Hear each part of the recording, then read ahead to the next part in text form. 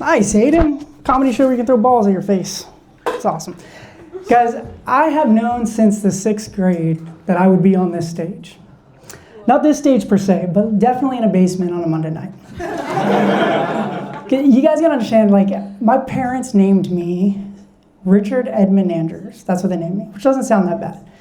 But in the 6th grade, all the other 6th graders let me know that a common nickname for Richard is Dick, which is a horrible nickname.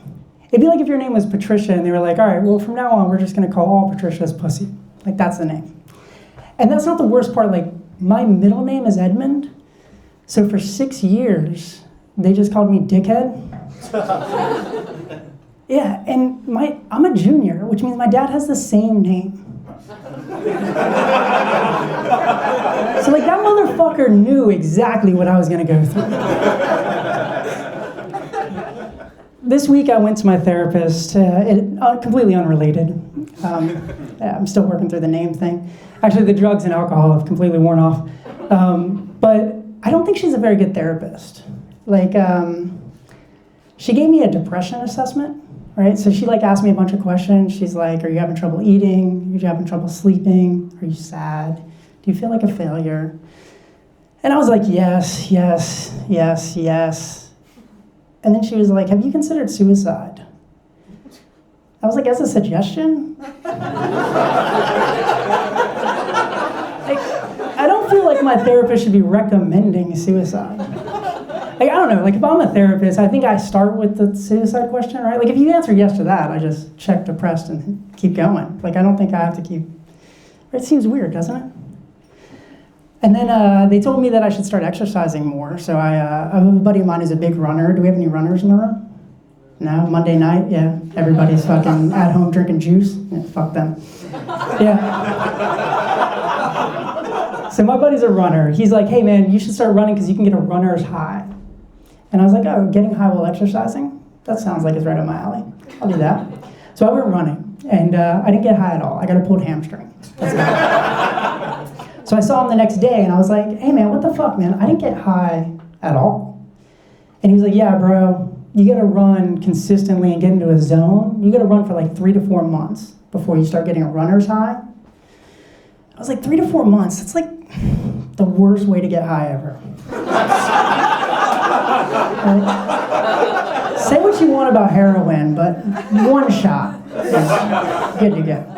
But drugs has changed a lot since I was a kid, right? Like, when I was a kid, everyone smoked cigarettes, and like, marijuana was a gateway drug. And now, cigarettes will kill you, and marijuana is medicinal. Right? Things have changed.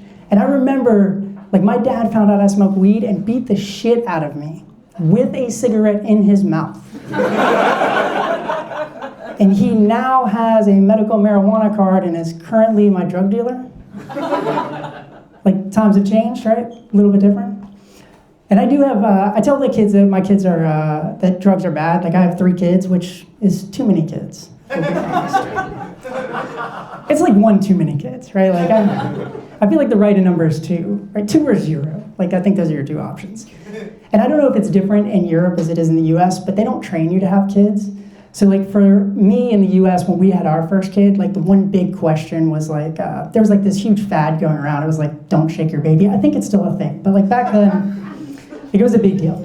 There was like commercials on TV. It was like, don't shake your baby. They gave you pamphlets that said this is what will happen if you shake your baby. Every medical professional that touched your baby was like, don't shake this baby.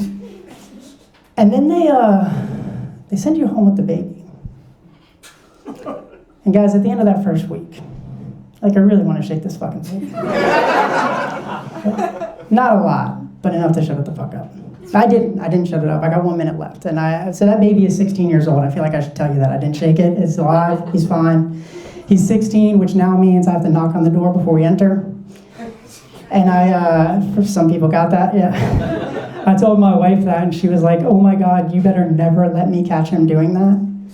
And I was like, that's my responsibility? Like, it's like a CIA operation to make sure you don't catch me jerking off. Like I can't, I've got 3 kids, they're all boys. I can't be responsible for 4 dicks not getting caught jerking. Like, that's a lot. Guys, I think that's my time. Thank you very much.